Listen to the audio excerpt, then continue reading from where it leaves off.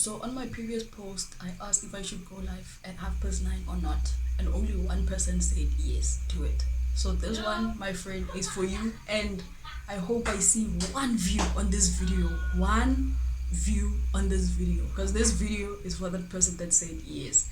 Go ahead, do it. Otherwise, if you're here, hello. I hope my video finds you well and in good spirits. So one of the points that I made on a video I made the other day about ideas was that we should normalize communicating our ideas, because that's one of the things that helps us develop on the idea and work on the idea. I know that a lot of us at this time of the year, we have new ideas about a lot of things, but I particularly want to speak to the business idea that you might have. And I hope that as I speak and you're listening to this video, you're stimulated and you start working on your idea. And if you're a small business owner, I hope the video stimulates you as well to think a little bit better about your business, to try and find more clarity of your business and its operation and how it moves. Hopefully you also get to find like loopholes if there's anything that you can improve on. And maybe you're working on new stuff. Maybe you're trying to add more. You're trying to build a team or improve their abilities and skill sets. Maybe you want to add a new service, a new product, whatever it is. I hope that this video will be for you. So I want to discuss very briefly though the business model canvas. It's not very far different from a business plan, but it is its own thing. And once you have completed the exercise, hopefully after the video you also go online and do a bit of research for more in-depth content on this particular topic. But you're more than welcome to drop a comment down below.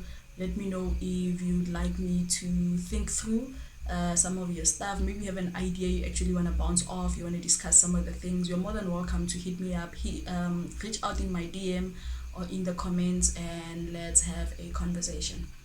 Anyways, so and I think most of my examples will obviously be around farmers, so hopefully it stimulates them more than anyone else who will be watching the video. So let's get into it. Hopefully the video is not going to be very long. I want to cap it at 10 minutes, 9 minutes, 8 minutes is the best. So I'm going to cover a couple of things. So it's going to be 9 elements, strategic points from your business that I want to cover. This is what is covered in the business model canvas itself. The first thing that I want to highlight is the segmentation of your customers.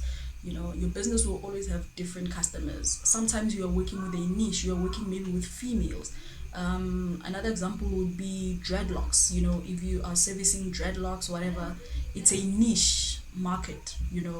That's your specialty, that's what you do. So you can't deal with straight hair, with whatever hair, afro hair.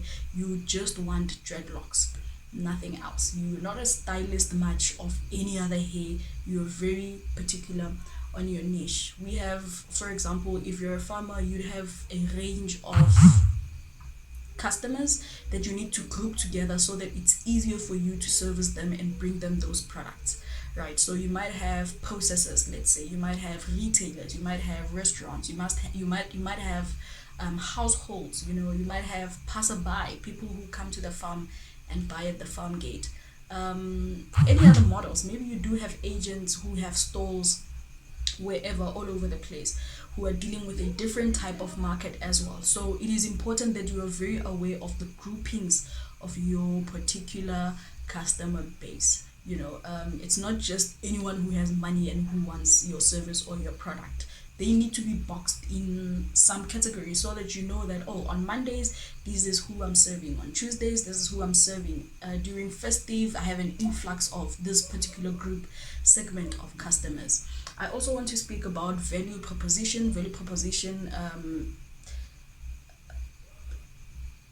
I don't know what to call them. Entrepreneurship mentors, whoever, entrepreneurship influencers, they always highlight and ask, what problem are you solving? So that has to do a bit with value proposition. I'll give you an example. The automobile, Volvo. They sell you the car, but their value proposition is rather security. Other cars will sell you the car, but the value proposition is comfort, luxury maybe.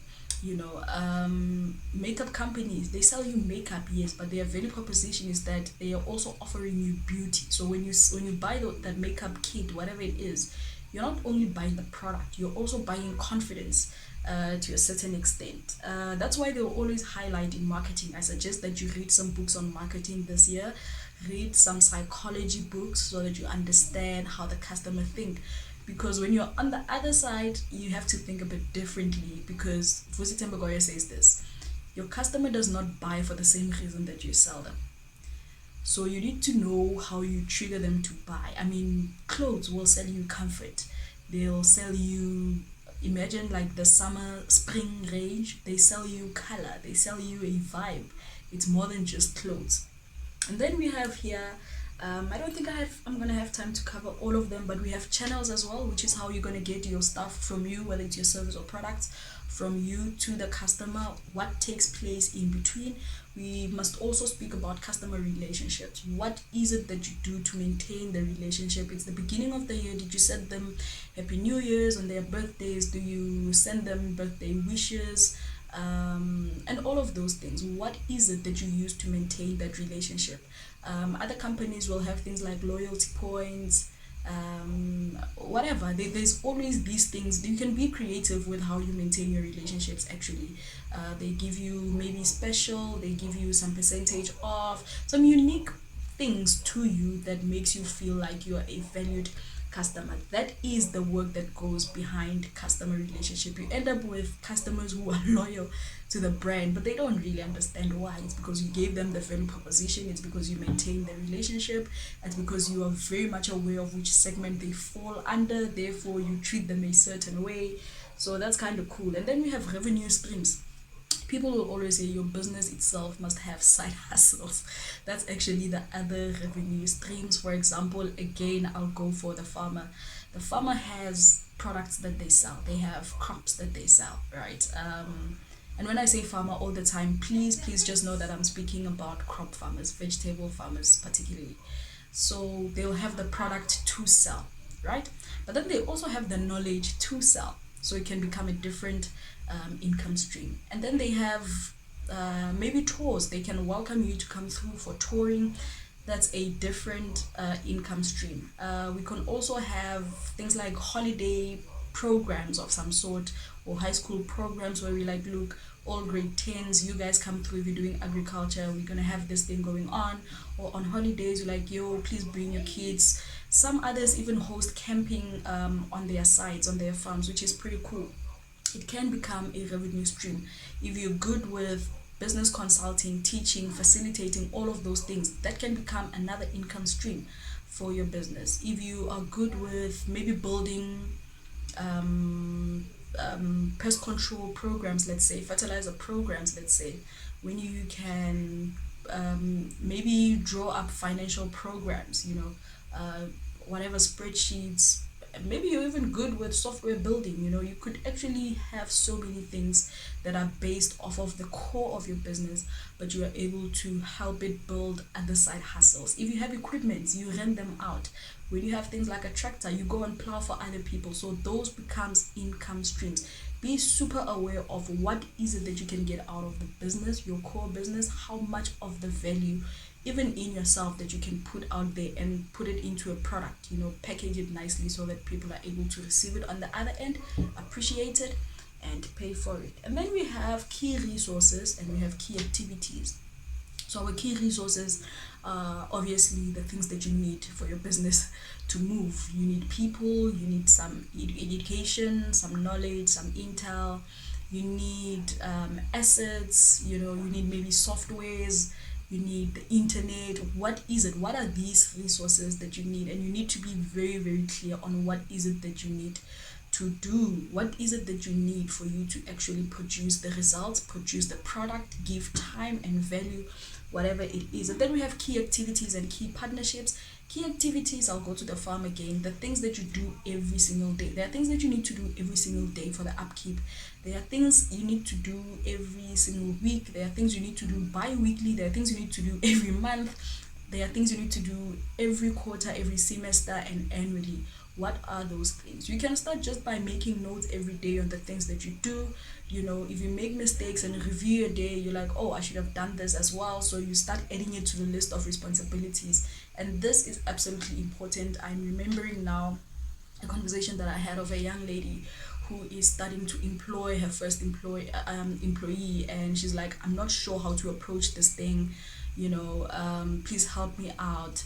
So one of the first things that are important for you to know is your daily activities. Be clear on your daily and weekly activities, because now you are sort of multiplying yourself.